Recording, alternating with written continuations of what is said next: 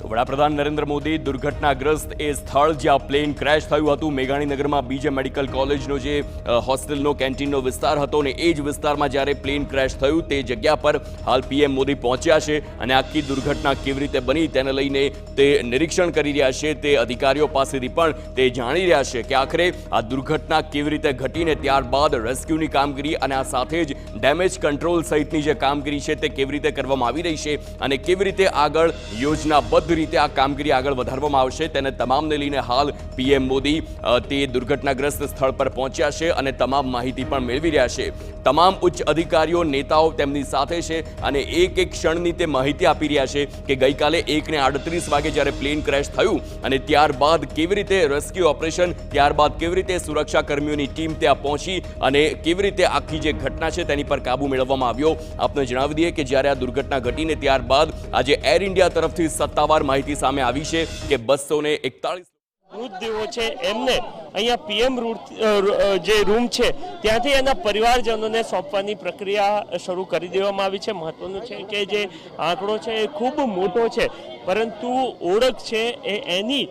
જે પ્રક્રિયા છે એ ખૂબ લાંબી જોવા મળી રહી છે પરંતુ કેટલાક એવા લોકો પણ હતા કે જેમની ઓળખ થઈ ગઈ હતી અને એવા તમામ જે લોકો છે એમના મૃતદેહ અહીંયાથી અત્યારે હાલ સોંપવાની પ્રક્રિયા પીએમ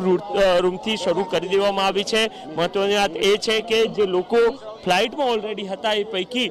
એકમાત્ર વ્યક્તિ બચી શક્યા છે પરંતુ એ સિવાય જે જગ્યા પર દુર્ઘટના બની હતી એ જગ્યા પર કેટલાક લોકો ઇજાગ્રસ્ત થયા હતા, આ સિવાય એમના નિધન થયા હતા, આ સિવાય જે હોસ્ટેલ આવેલી છે ત્યાં પણ કેટલાક લોકો જે વિદ્યાર્થીઓ પહોંચ્યા હતા એમના પણ નિધનની વાત સામે આવી હતી। એ પૈકી જે લોકોની પણ અત્યારે હાલ ઓળખ થઈ રહી છે એ તમામ લોકોના મૃતદેહને એમના પરિવારજનોને સોંપવાની પ્રક્રિયા શરૂ કરી દેવામાં આવી છે। આ અત્યારે હાલ એ લોકોને જ આપવામાં આવી રહ્યા છે કે જેની ઓળખ સ્પષ્ટ રીતના થતી જોવા મળી રહી છે પરંતુ અન્ય એક જે પ્રક્રિયા છે હાથ ધરાઈ છે એ ડીએનએ ટેસ્ટની કરવામાં આવી છે। ગઈકાલે સાંજથી જ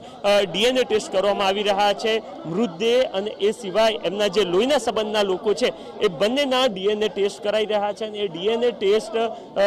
મેચ કરવામાં આવી રહ્યા છે અને મેચ થયા બાદ જ એ ચોક્કસ બાબત થતી જોવા મળશે કે ખરા અર્થમાં કયા સ્વજન એમના મૃતદેહ કયા છે એ તમામ બાબતો ત્યારે સ્પષ્ટ થશે પરંતુ અત્યારે હાલ એ લોકોને જ મૃતદેહ સોંપવામાં આવી રહ્યા છે કે જેમની ઓળખ સ્પષ્ટ થતી જોવા મળી રહી છે। ચાહે ભાવનગર હોય, રાજસ્થાન હોય કે પછી અન્ય તમામ જગ્યાઓથી લોકો અહીંયાથી જઈ રહ્યા હતા અને એમના જે મૃતદેહો છે એમની ઓળખ થઈ ચૂકી છે ત્યારે એ તમામ લોકોને અત્યારે હાલ સોંપવાની પ્રક્રિયા શરૂ કરી દેવાઈ છે। નિલેશ વગોરા સાથે નરેન્દ્ર રાઠોડ, TV9 અમદાવાદ।